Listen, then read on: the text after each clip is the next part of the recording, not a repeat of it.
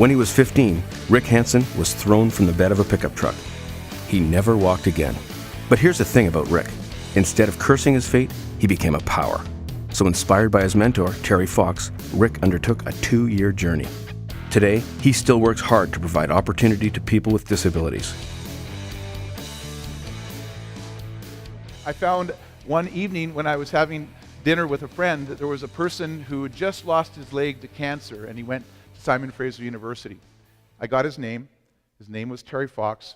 I called him up that night, and I said, "Hey, Terry, I don't know you, you don't know me, but I heard you just lost your leg to cancer, and you used to play basketball. Do you want to come out and play for the Vancouver Cable Cars team?" And he said, "Absolutely." Well, Terry and I, we became fast friends. We trained together constantly. He was going to Simon Fraser in human kinetics, and I was in physical education at UBC. And we spent a lot of time together. We became roommates, and we inspired each other for sure. I know for a fact that he inspired me. He inspired me to believe in goals and dreams. He inspired me to think about, as Stan and many other role models and family members, that we can't just take from life, we have to give back as well. And you know, I also realize that all of us think about Terry because we know him, this national hero who's now a global legend, and his legacy in the Marathon of Hope with Terry Fox runs annually continues, and people's lives have been saved as a result. But I think about Terry as a great friend, privileged to have known him, and he's inspired me to think about dreams and to never, ever be afraid to reach for your dreams. Some of the greatest dreams in life could be killed because of fear of failure.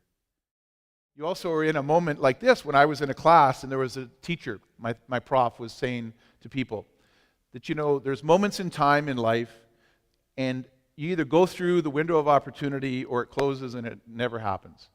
And for me, really, I hadn't been committing everything to my sport.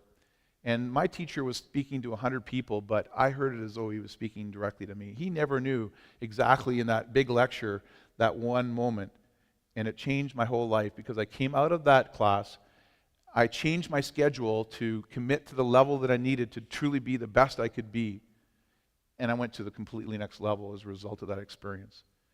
And I can say thank you to him as a teacher, as a mentor, as someone who changed my whole life. Probably one of the greatest privilege for me is to be able to be part of the questions and answers.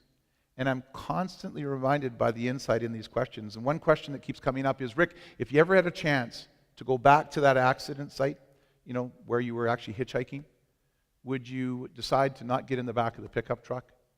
Would you trade your life for the use of your legs?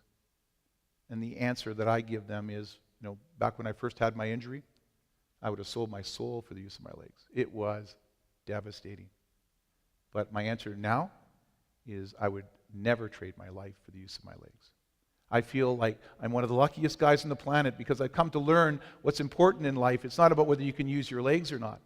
It's about whether you're surrounded by family or friends, whether you give and receive love, whether you're connected and have a sense of meaning and purpose, whether you work hard day to day and you wake up in the morning with a fire in your belly and a goal and a dream, and you think just maybe your work is worthwhile and that hopefully it can make a difference.